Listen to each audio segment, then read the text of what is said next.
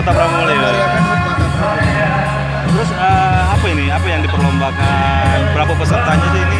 Jadi kita rencanakan mulai tanggal 5, 6, dan 7 itu adalah 2 kegiatan berupa pameran bonsai dan kemudian kontes burung terbuka.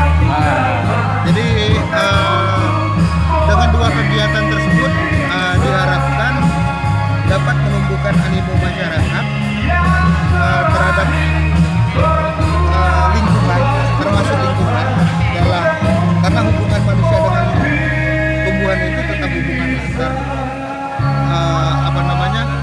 sesama makhluk hidup, dan kemudian termasuk dengan burung juga seperti itu. Tetapi yang lebih diharapkan itu adalah masuknya orang luar ke Kota Pramuli dalam rangka pelaksanaan kontes burung tadi.